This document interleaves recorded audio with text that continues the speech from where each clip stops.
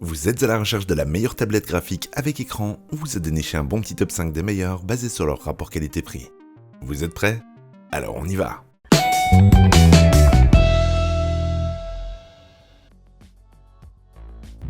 Top 5, Wacom Cintiq et Cintiq Pro. On commence avec le meilleur. Enfin, tout est une question de taille de portefeuille, car la gamme va du Cintiq 16 qu'on présente ici sous les 600€ au Cintiq Pro 32 Touch, qui ira chatouiller les 3500 boules. Bref, pour les artistes qui gagnent assez pour justifier des dépenses de par le gain de temps ou de qualité lié à un outil professionnel. L'avantage qu'on a chez Wacom est simple, vous avez de la qualité de construction, des drivers qui sont bien finis et l'ergonomie qui est bien pensée. Et enfin, vous pouvez souvent trouver des offres reconditionnées de qualité.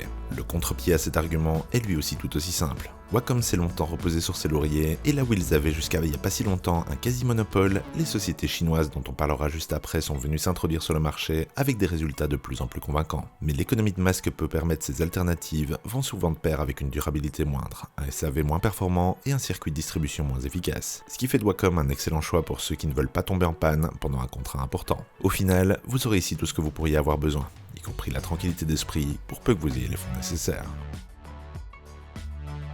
Ses avantages: la qualité de construction, la précision de la captation, les drivers fiables et l'ergonomie.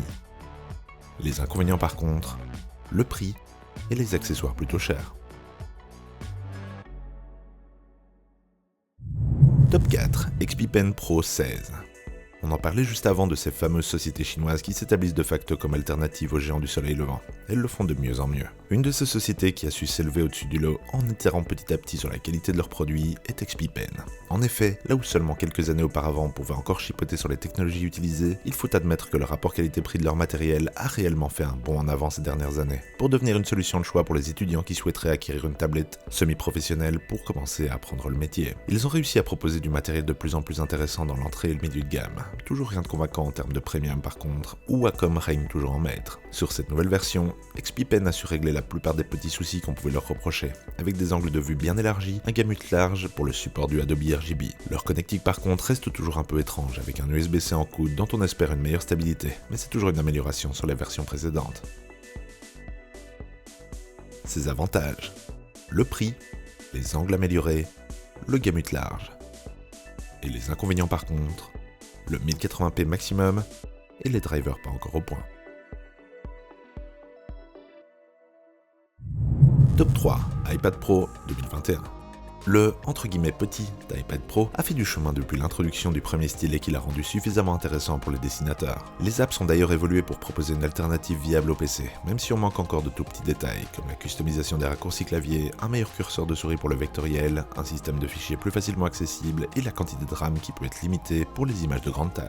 Malgré ça, Procreate et Photoshop s'améliorent constamment pour proposer des solutions plus véloces et complètes sur le matériel de la pomme. Si vous optez pour la version 12.7, l'écran, très bien défini d'ailleurs, possède un rétroéclairage mini LED, ce qui lui donne des contrastes quasi infinis. Cependant, les zones d'immeubles peuvent créer de légers artefacts dans les environnements sombres. Rien d'handicapant, mais la technologie, encore jeune, doit encore faire du chemin pour être réellement mature. Un des grands avantages que l'iPad possède face à la concurrence est qu'il ne doit pas être connecté à un PC/Mac pour pouvoir fonctionner. Sa mobilité lui donne donc un atout très important dans le monde du dessin, où le croquis sur modèle peut maintenant se faire en digital sans s'alourdir de câbles et de tours.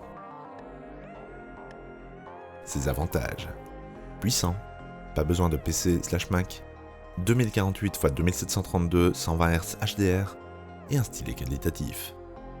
Ses inconvénients par contre: le prix, le stylet vendu séparément, la surface brillante et pas encore tous les outils pro. Top 2, iPad Air 4 2020. On continue chez la pomme avec l'iPad Air qui a changé la donne en termes d'accessibilité du dessin sur iPad. Avec des performances très raisonnables pour le prix, l'iPad Air s'est retrouvé propulsé à cette place grâce à sa compatibilité avec le deuxième stylet de la firme de Cupertino. D'ailleurs, si la taille n'est pas déterminante pour vous, le tout nouvel iPad mini, 100€ moins cher, pourrait lui aussi être intéressant. On a ici tous les avantages de la mobilité, mais on perd la vibrance de l'écran ainsi que son rafraîchissement estampillé ProMotion. Le ressenti est donc moins fluide que sur l'iPad Pro, mais tout de même au niveau des autres tablettes de ce top. Comme l'iPad Pro, on a maintenant de l'USB-C dessus pour pouvoir être plus compatible avec le reste de la planète. Au final, vous aurez ici le meilleur de deux mondes, la mobilité, mais avec une bonne autonomie, et un stylet de qualité pour un dessin précis et naturel. Certains, comme avec l'iPad Pro, regretteront l'aspect vert lisse, mais soit on s'y habitue, comme j'ai pu le faire, ou on peut aussi mettre un film texturé, mais on perd un petit peu en vivacité de l'écran. ses avantages. Le prix plus raisonnable, assez puissant, pas besoin de PC et de Mac, et le stylet qualitatif. Les inconvénients par contre, le stylet toujours vendu séparément, la surface brillante, et pas encore tous les outils pro. Et avant de découvrir notre top 1, n'oubliez pas de jeter un œil à la description. Vous y aurez tous les prix et caractéristiques les plus à jour, et il y a parfois de bonnes promos, alors profitez-en. Top 1, Wacom One. L'équilibre parfait entre prix et qualité de fabrication, Wacom résiste encore et toujours aux assauts de la pomme et des constructeurs chinois en tenant bon comme choix d'entrée milieu de gamme pour les étudiants et amateurs en tout genre qui veulent profiter d'une plateforme travaillée aux couleurs justes, même si elle manque un peu de luminosité globale pour être vraiment un sans faute, et la couche logicielle toujours excellente et fignolée pour une expérience utilisateur sans défaut. À l'ère de l'iPad, on peut aussi lui reprocher l'absence de touch pour pouvoir interagir rapidement avec l'orientation de la toile par exemple. On restera donc proche d'un clavier et souris pour pouvoir profiter de toute sa puissance. Le stylet est capacitif et peut être changé pour d'autres marques. On est cependant légèrement déçu que la liste ne soit pas beaucoup plus élargie au fil du temps pour proposer des solutions plus originales comme des aérographes ou autres stylets plus bardés de boutons. Ils sont quasi tous basés sur des crayons ordinaires. Au final, ce que vous aurez ici est la fiabilité et la stabilité de pouvoir durer pendant toutes vos études ou votre apprentissage, en attendant de passer à la vitesse supérieure et profiter d'un matériel plus conséquent. Ses avantages. Les couleurs justes, utilisables sur mobile, ceux compatibles, et le stylet sans fil et sans pile. Et ses inconvénients par contre, pas de touchscreen et un léger manque de luminosité.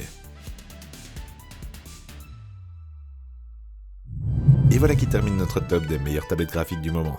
Dites-nous dans les commentaires ce que vous en pensez. Et sur ce, à la prochaine sur la chaîne des Dénicheurs.